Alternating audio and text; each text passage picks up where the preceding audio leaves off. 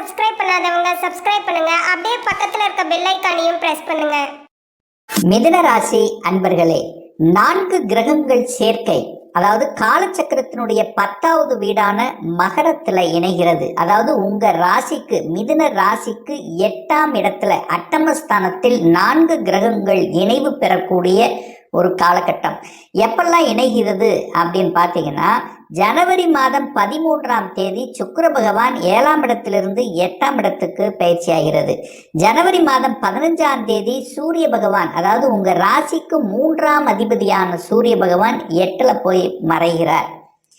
அதே போல 16ஆம் தேதி, ஜனவரி 16ஆம் தேதி செவ்வாய் பகவான் உச்ச பலத்தோட அங்க 8ல போய் அமருது. ஜனவரி 17ஆம் தேதி உங்க ராசிநாதனான புதன் பகவான், சுகத்தை தரக்கூடிய அந்த புதன் பகவான் 8ல போய் அமருது. அப்போ இந்த 4 கிரகங்கள் 8ல போய் அமரும் போது என்ன மாதிரியான மாற்றங்கள், திருப்பங்கள், பலன் அப்படின்னு பார்க்கும் பொழுது, உங்க ராசிநாதன் போய் 8ல மறைகிறார். மறைந்த புதன் நிறைந்த அறிவை தருவார். நல்ல நுட்பங்கள், நல்ல நுண்ணறிவு, இதெல்லாமே சூப்பரா இருக்க போகுது. மறைந்துள்ள ஞானத்தை தரும். உங்களுக்கு மறைஞ்சிருக்கக்கூடிய விஷயங்கள் எல்லாமே உங்களுக்கு கண்ணில் காமிக்கும் அப்படின்னு சொல்றேன். அதே சமயத்தில் பார்த்தீங்கன்னா, செவ்வாய் பகவான் 6ஆம் அதிபதி உச்ச பலம் அடைகிறார்.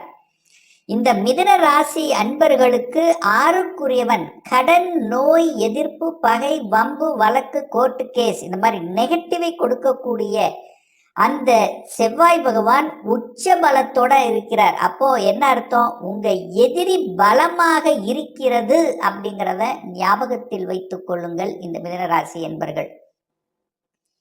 அதே சமயத்தில் கோபம் வரும், ஆக்ரோஷம் வரும். ஏன்னா செவ்வாய் உச்சம் இல்ல, அப்போ டக்கு டக்குன்னு கோபம் வரும். நிதானமாக செயல்பட வேண்டும் என்பதை ஞாபகத்தில் வச்சுக்கோங்க. ஏன்னா 4 கிரகங்கள் மறைந்துள்ளது. 8ங்கிறது வலி, வேதனை, துக்கம், துயரம், அசிங்கம், அவமானம் என்று சொல்லக்கூடிய ஒரு இடம் என்பதை ஞாபகத்தில் வைத்துக்கொண்டு இந்த மிதுனராசி என்பர்கள் செயல்பட வேண்டும்.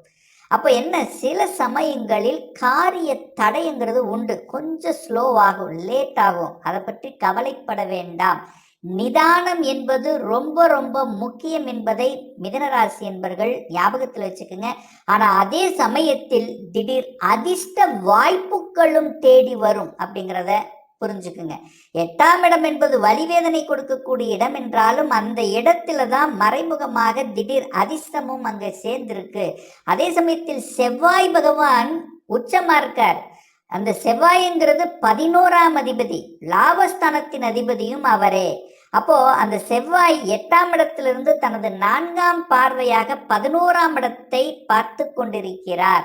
அப்ப லாபங்களும் தர காத்து கொண்டிருக்கிறது என்பதை ஞாபகத்தில் வைத்துக் கொள்ளுங்கள்.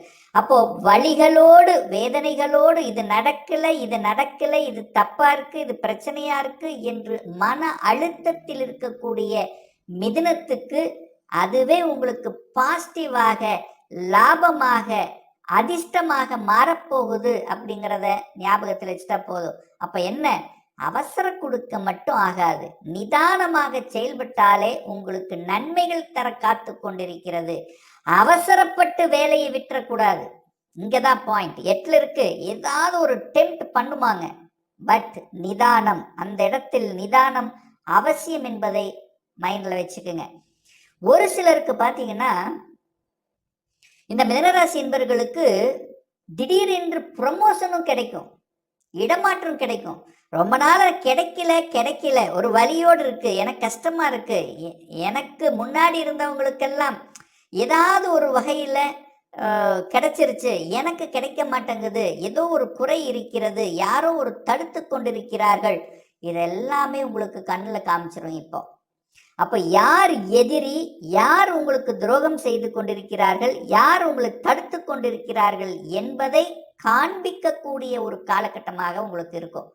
அப்போ உசாரமாயிருவீங்க.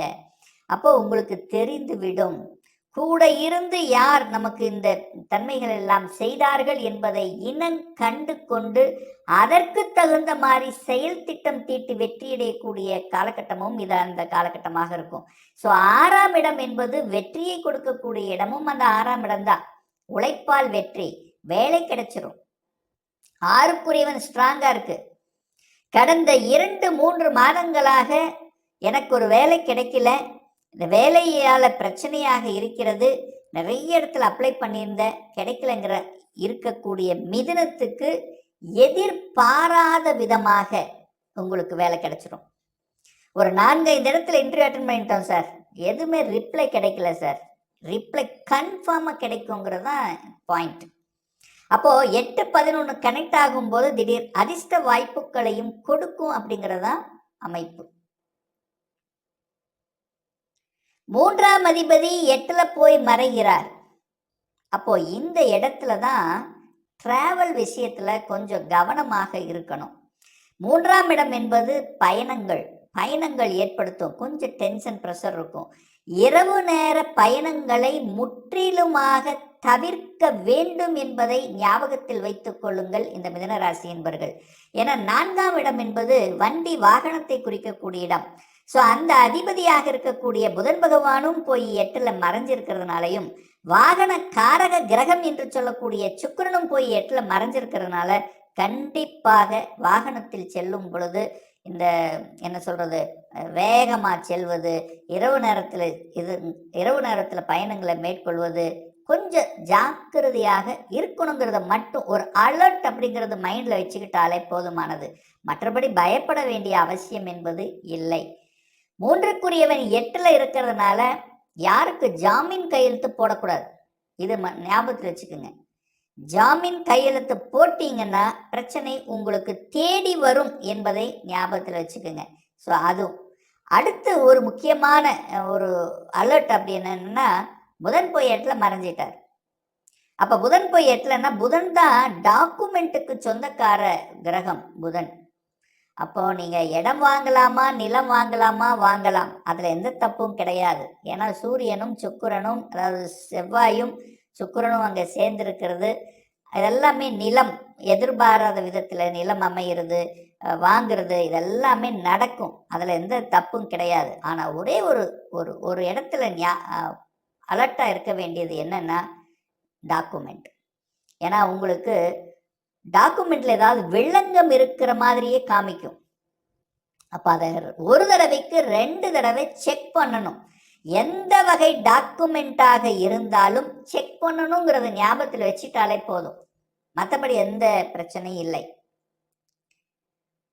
அடுத்து ஒரு நல்ல விஷயத்தில் கேர் எடுக்கணுங்கிறது, 5க்குரியவன் 8ல் இருக்கார்.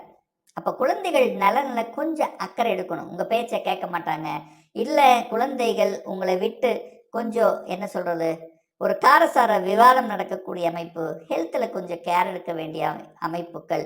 ஏன்னா 5க்குரியவன் போய் 8ல் மறைஞ்சிருக்கு.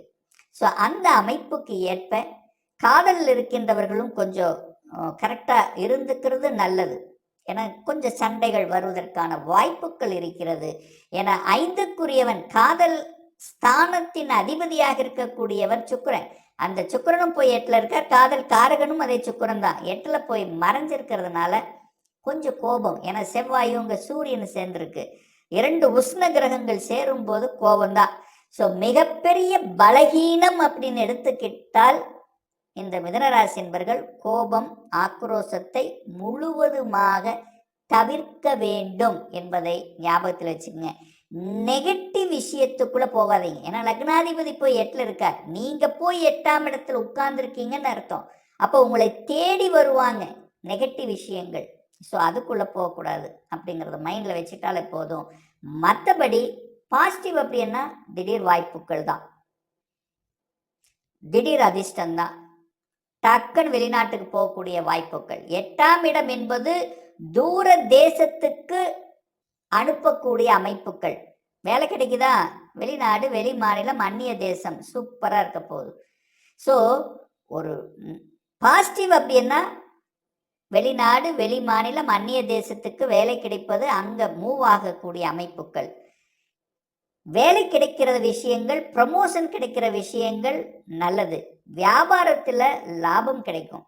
ஏன்னா 11ஆம் இடம் டச் ஆகுறதில்ல, 8-11 கனெக்ட் ஆகிட்டாலே அங்கே திடீர் அதிர்ஷ்டங்கள் கிடைத்துவிடும், திடீர் பணப்புழக்கம் கொடுக்கும்,